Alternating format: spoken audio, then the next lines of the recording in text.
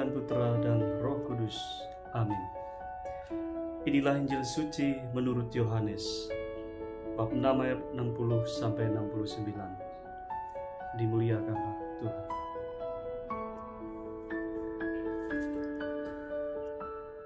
Setelah Yesus menyelesaikan ajarannya tentang roti hidup, banyak dari murid-muridnya berkata, "Perkataan ini keras, siapakah yang sanggup mendengarnya?"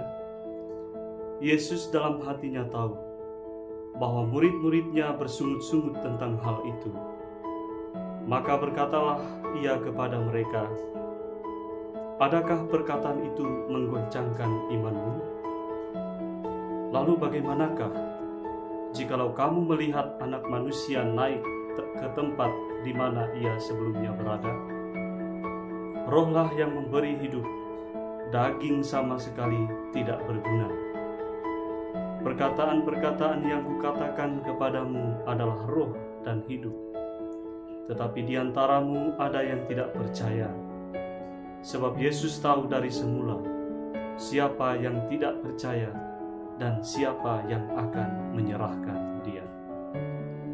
Lalu ia berkata, "Sebab itu telah kukatakan kepadamu, tidak ada seorang pun dapat datang kepadaku kalau Bapa tidak mengaruniakannya kepadanya."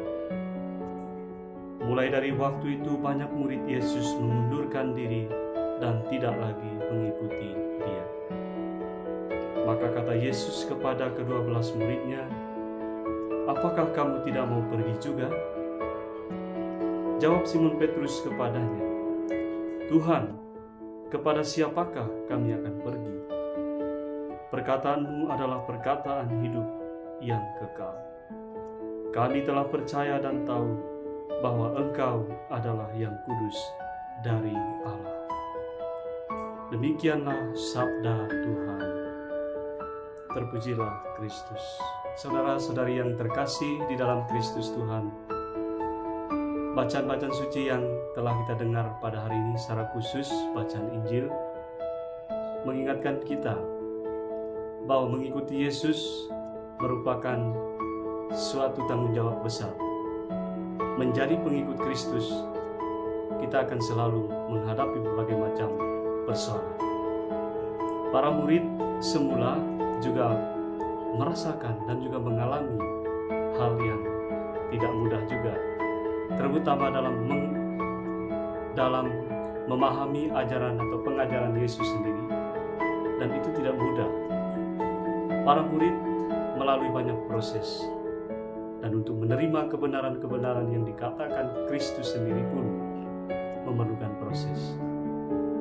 Dan satu hal yang membuat mereka kemudian mengundurkan diri dari Yesus dalam mengikuti Yesus, yaitu ketika Yesus mengatakan bahwa barang siapa tidak memakan tubuhnya, memakan dagingnya, dan minum darahnya, ia tidak beroleh hidup yang kekal.